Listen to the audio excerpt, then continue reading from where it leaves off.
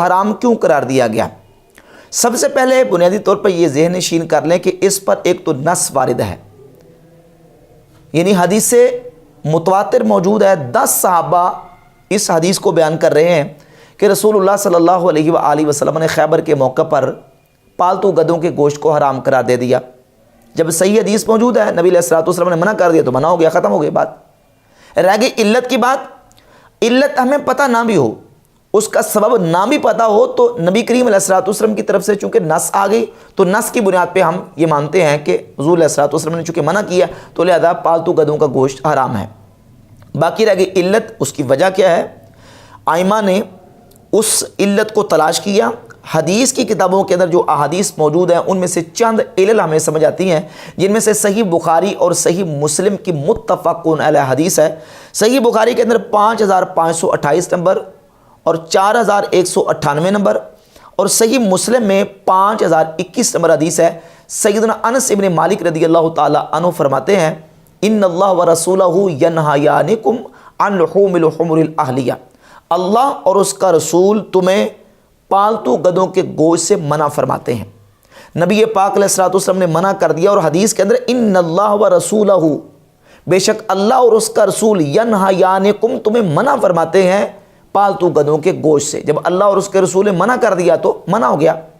اور صحیح بخاری کے اندر اور صحیح مسلم کے اندر متفقون علیہ حدیث ہے۔ صحیح بخاری کے اندر 5528 نمبر اور صحیح مسلم کے اندر 5020 نمبر حدیث ہے۔ سیدنا انس بن مالک رضی اللہ تعالیٰ عنہ فرماتے ہیں کہ نبی پاک علیہ الصلوۃ والسلام نے منع کیا، کیوں؟ اس لیے فَإِنَّهَا رِجْسٌ، فرمایا کہ یہ ناپاک ہے، من عمل الشیطان، یہ شیطان کا عمل ہے۔ نبی پاک علیہ الصلوۃ والسلام نے اس سے منع فرما دیا۔ ایک علت یہ معلوم ہوئی کہ اس کو رجس قرار دیا اور شیطان کا عمل قرار دیا گیا۔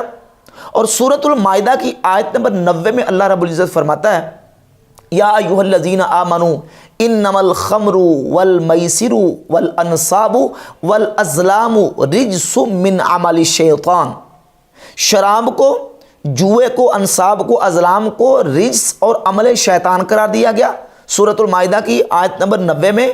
اور یہی الفاظ گدھے کے بارے میں صحیح بخاری اور مسلم کی حدیث میں وارد ہوئے کہ نبی پاک علیہ الصلوۃ والسلام نے اس کو رجس قرار دیا اور نبی کریم علیہ الصلوۃ والسلام نے اس کو عمل شیطان قرار دیا۔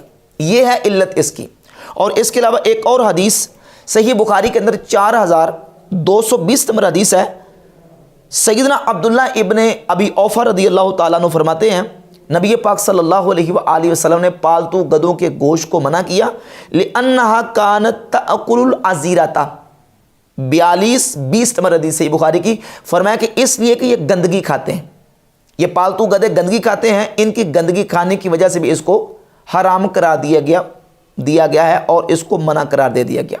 دوسری علت ہے، اور اس سے ایک اور محدثین نے ان احادیث سے استدلال کیا، جیسے کہ نبی پاک صلی اللہ علیہ وآلہ وسلم نے خیبر کے موقع پر صحابہ کرام علیہ رضوان کو جب انہوں نے پالتو گدوں کو ذبح کر کے ان کا گوشت ہنڈیوں میں، دیگوں میں پکایا، تو نبی کریم علیہ الصلوۃ والسلام نے ان کو فرمایا کہ تم اپنی ان دیگوں کو الٹ دو، ہنڈیوں کو الٹ دو، اور فرمایا اکسروہا واحرقوہا۔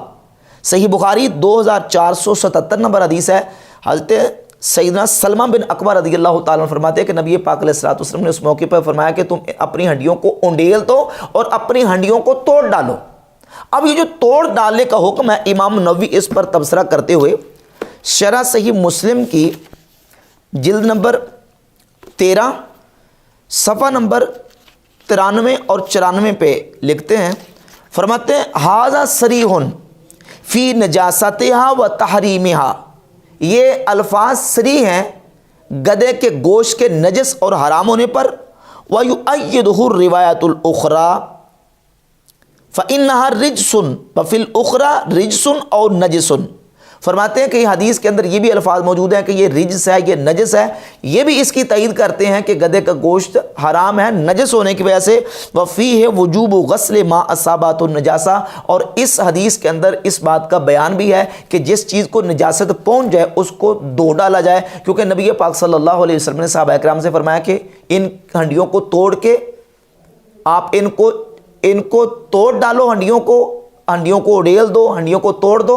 پھر صحابہ کرام رضی اللہ تعالیٰ عنہم نے نبی پاک علیہ الصلوۃ والسلام کی بارگاہ اقدس میں اجازت مانگی کہ حضور اگر اجازت ہو تو ہم ان کو دھو کے تو سنبھال لیں۔ تو نبی پاک علیہ الصلوۃ والسلام نے اجازت دے دی کہ ہاں دھو کے تم اس کو صاف کر کے سنبھال سکتے ہو۔